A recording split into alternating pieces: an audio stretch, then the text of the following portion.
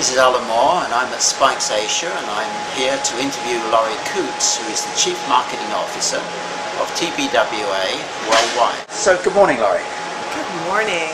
Laurie, just tell me a little about your background. How did you fall into the role of Chief Marketing Officer? I am kind of a real anomaly in the advertising business. I've actually been at the same agency for 27 years and, entered as a young pup and worked my way up through account management and new business profile. But what I really fell in love with was the idea that I could have the best client in the world, which was us, and that I could actually be responsible for our brand and building our brand. So when I started, we were 75 people in one city in Los Angeles, and over the last 26 years, we're now 12,000 people, in 75 countries around the world, 258 offices. I love the idea of building this brand and sharing this brand, and I think I was the first CMO in the agency world back in the early 80s. And the purpose of my job is threefold. So 1/3 of my job is spent in R&D, figuring out what kind of a company we should be. What do clients need right now? What kinds of services are they asking for? What kinds of challenges are they dealing with? Second third of my job is really helping all of our people around the world understand who we are and what our brand is and how to go to market and what our language is and our storytelling and sharing that. And then the final third of my job is taking thought leadership out to people who might potentially be global clients of ours in 3 to 5 years. You were speaking yesterday on the subject of gamification of marketing. Now that's a new word for me. Can you explain what that means? Gamification is a new kind of truncated word that we've been using now that the digital age is upon us. But the theory of gamification is not a new thing. The theory of gamification is I can offer you 3 houses to buy, one of which I know is totally outside of your realm of expectation and expense, and 2 others that are reasonably, because then that makes you feel like you have a little bit more of a choice. If I just offered you the 2 that you could afford, you wouldn't feel you had much of a choice. So that whole idea of gamification is to be able to bring intrinsically the elements that make play. And the elements that make play are things like an invitation, a sense of losing time, a sense of challenge and mastery of getting better, a sense of learning new skills and competency, a sense of addiction quality to be advancing through. And the point of my talk was really that in many cases, with the digital revolution, if you will, we've gotten too obsessed with inventing games instead of using gamification techniques to actually make our propositions for brands more interesting and more fun. Of all of the iPad and iPhone apps and Android apps, all the ones that are branded, which are normally free, most of them, 80%, have had less than 1,000 downloads. This is after people have spent thousands and hundreds of thousands of dollars developing them. Why?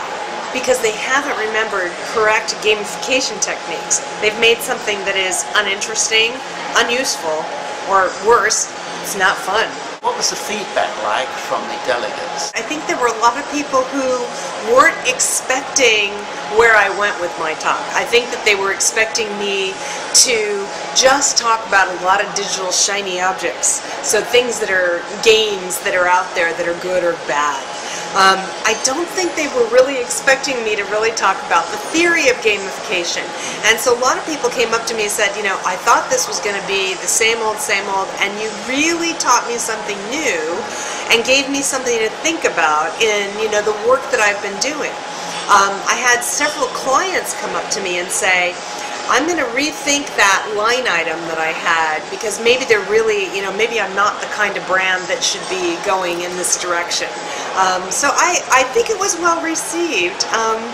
Time will tell. Can you tell us a few brands who are using this technique? Yeah, so if you think about it, there's so many layers of gamification going on. So the entire, I would profess that the entire social network is a game.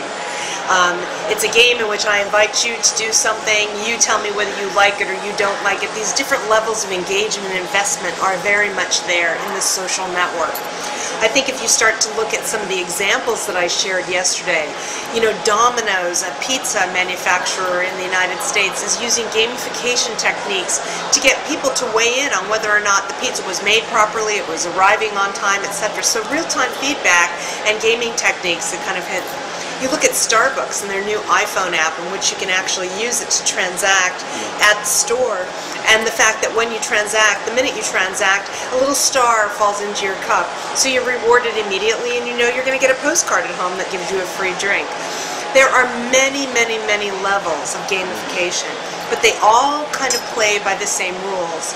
I invite you in, I give you an attractive thing to aspire to. I give you skills and teach you mastery, and I reward you for your time.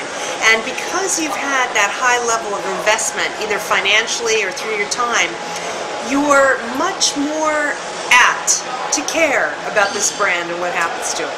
When did you come up, or is this your theory? The word gamification has been around for a little bit, and in fact it's been around long enough for South by Southwest to vote it kind of the word they most like to kill, which means that the rest of the world is just starting to catch on.